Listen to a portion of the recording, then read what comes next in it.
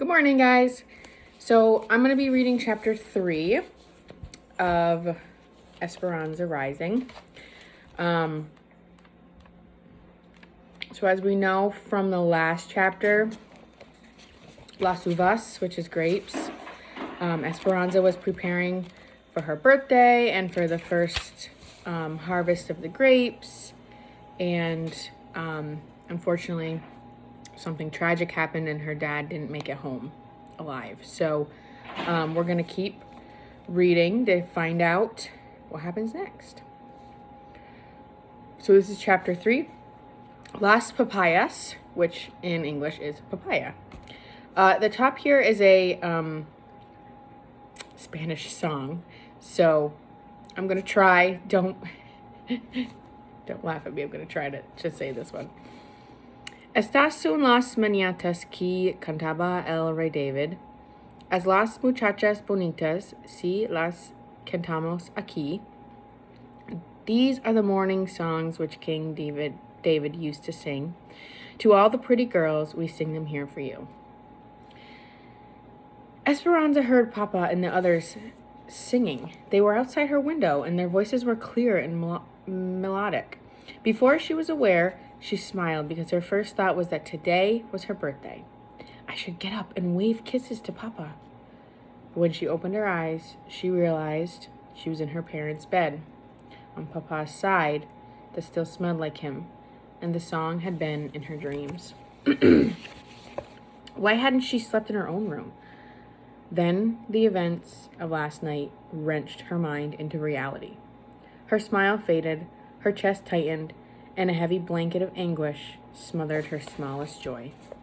Because she's realizing what happened. She's kind of waking up and realizing. Papa and his vaqueros had been ambushed and killed while mending a fence on the farthest reaches of the ranch. The bandits stole their boots, saddles, and horses. They even took the beef jerky that Papa had hidden in his pockets for Esperanza.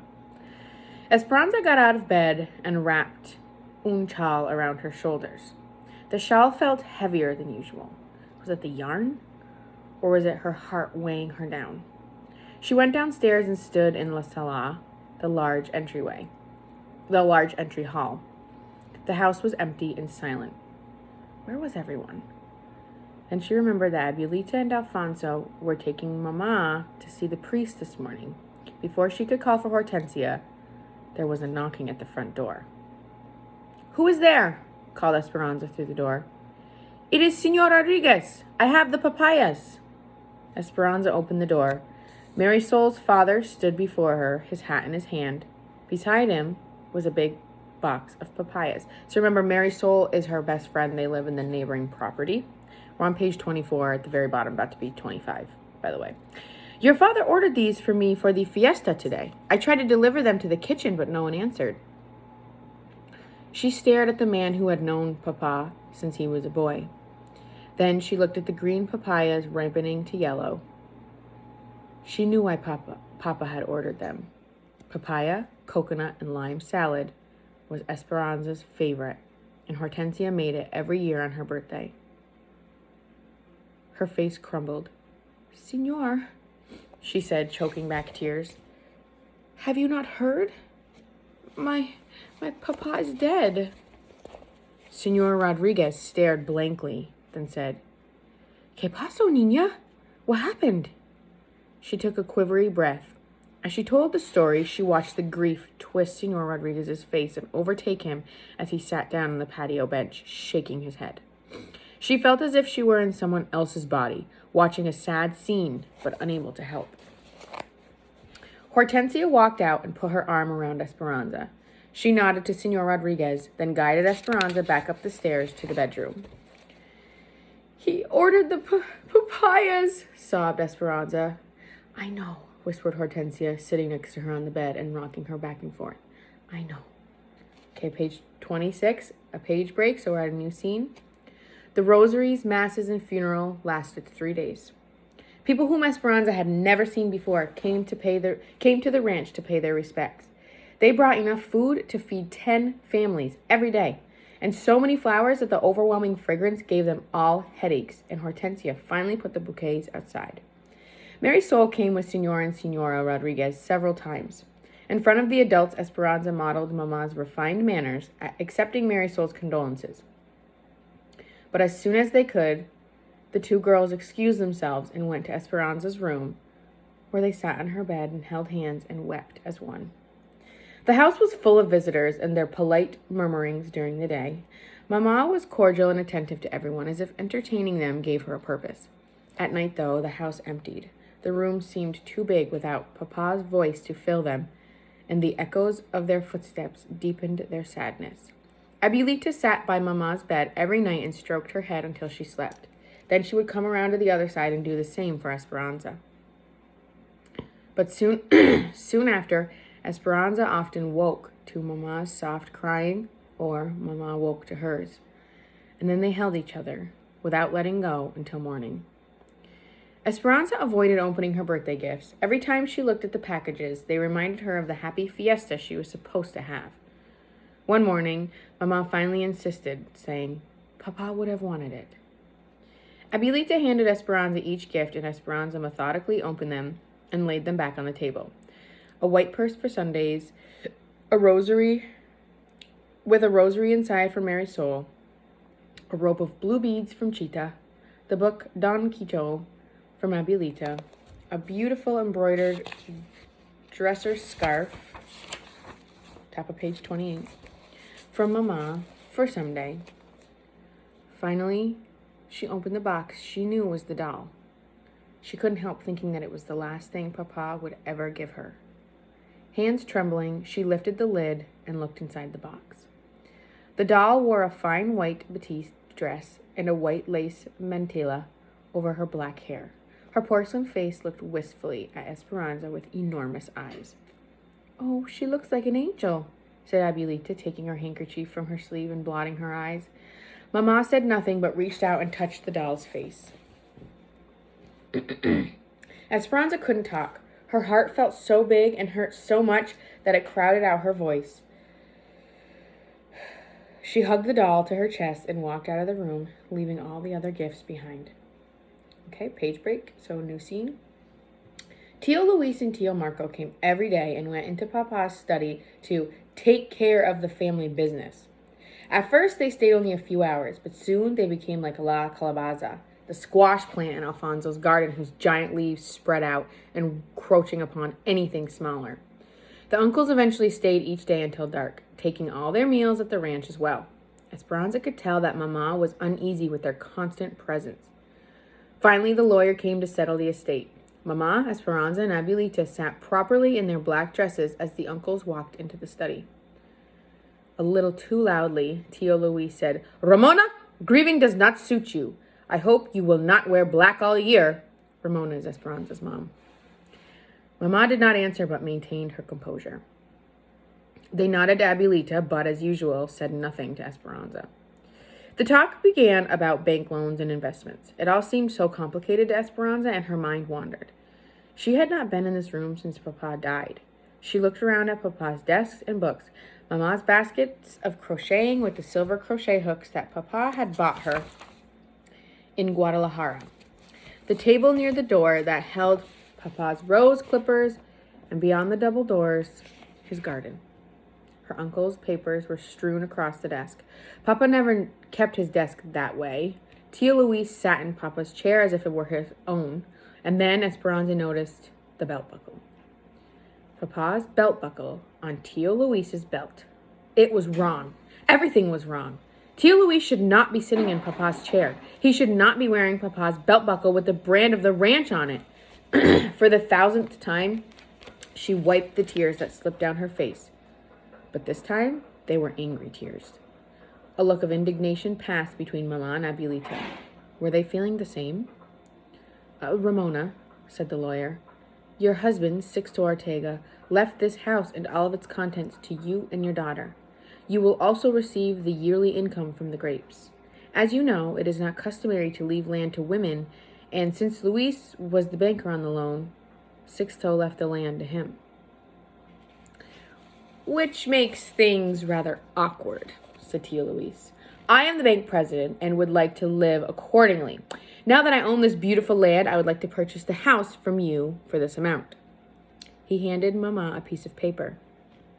Mama looked at it and said, "This is our home. My husband meant for us to live here. And the house, it's worth 20 times this much. So no, I will not sell. Besides, where would we live?" "I predicted you would say no, Ramona," said Tia Louise. "And I have a solution to your living arrangements. A proposal, actually. One of marriage." "Who is he talking about?" thought Esperanza. "Who would marry him?" He cleared his throat. "Of course, we would wait the appropriate amount of time out of respect for my brother. 1 year is customary, is it not? Even you can see that with your beauty and reputation and my position at the bank, we could be a very powerful couple. Did you know that I, too, have been thinking of entering politics? I'm going to campaign for governor. And what woman would not want to be the governor's wife?" Esperanza could not believe what she heard. Mama marry Tia Louise? Marry a goat? She looked wide-eyed at him and then at Mama. Mama's face looked as if it were in terrible pain. She stood up and spoke slowly and deliberately. "I have no desire to marry you, Louise, now or ever. Frankly, your offer offends me." Tia Louise's face hardened like a rock, and the muscles twitched in his narrow neck. "You will regret your decision, Ramona. You must keep in mind that this house and those grapes are on my property. I can make things difficult for you, very difficult. I will let you sleep on the decision, for it is more than generous." Tia Louise and Tio Marco put on their hats and left. The lawyer looked uncomfortable and began gathering documents. "Vultures," said Abuelita. "Can he do this?" asked Mama. "Yes," said the lawyer. "Technically, he is now your landlord." "But he could build another house, a bigger and more pretentious, anywhere on the property," said Mama. "It is not the house that he wants," said Abuelita. "It is your influence he wants. People in this territory loved Sixto and respect you. With you as his wife, Luis could win any election." Mama stiffened. She looked at the lawyer and said, "Please, officially relay this message to Luis. I will never, ever change my mind." "I will do that, Ramona," said the lawyer. "But be careful. He is a devious, dangerous man." The lawyer left and Mama collapsed into a chair, put her head in her hands, and began to cry. Esperanza ran to her. "Don't cry, Mama. Everything will be all right." But she didn't sound convincing, even to herself, because all she could think about was what Tia Louise had said, that Mama would regret her decision. Top of page 34. That evening, Hortensia and Alfonso sat with Mama and Abuelita discussing the problem. Esperanza paced, and Miguel quietly looked on. "Will the income from the grapes be enough to support the house and the servants?" said Mama. "Maybe," said Alfonso. "Then I will stay in my home," said Mama. "Do you have any other money?" asked Alfonso. "I have money in the bank," announced Abuelita. And then more quickly she added, "Well, Luis's bank." "He would prevent you from taking it out," said Hortensia. "If we need help, we could borrow money from our friends, from Senor Rodriguez," said Esperanza. "Your uncles are very powerful and corrupt," said Alfonso. "They can make things difficult for anyone who tries to help you. Remember, they are the banker and the mayor." The conversation continued to go in circles. Esperanza finally excused herself. She walked out to Papa's garden and sat on a stone bench. Many of the roses had dropped their petals, leaving the stem and the rosehip, the green, grape-like fruit of the rose. Abuelita said the rosehip contained the memories of the roses, and that when you drank the tea made from it, you took in all the beauty that the plant had known. "These roses have known Papa," she thought. She would ask Hortensia to make rosehip tea tomorrow. Miguel found her in the garden and sat beside her. Since Papa died, he had been polite, but still had not talked to her. "Anza," he said, using her childhood name. "Which rose is yours?" In recent years, his voice had become a deep throttle. She hadn't realized how much she missed hearing it. The sound brought tears to her eyes, but she quickly blinked them away. She pointed to the miniature pink blooms with delicate stems that climbed up the trellises.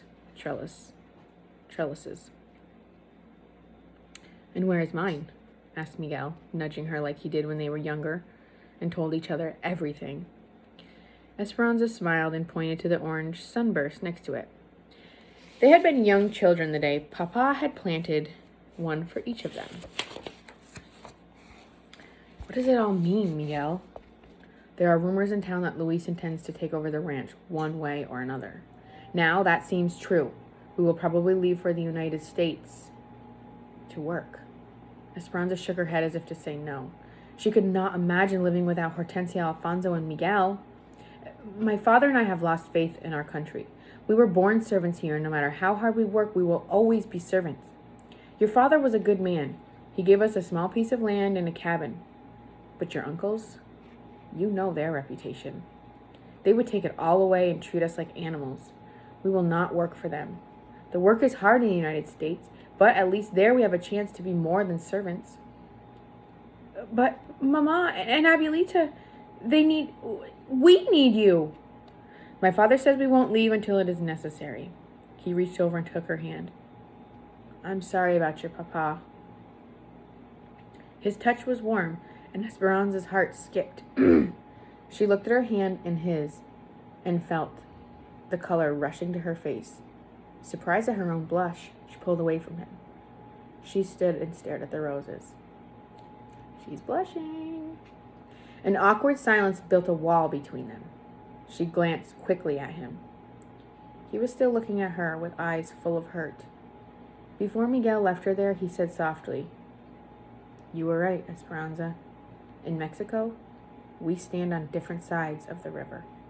There's that metaphor again. Okay, page break, middle of page 37, new scene. Esperanza went up to her room thinking that nothing seemed right. She walked slowly around her bed, running her hand over the finely carved posts.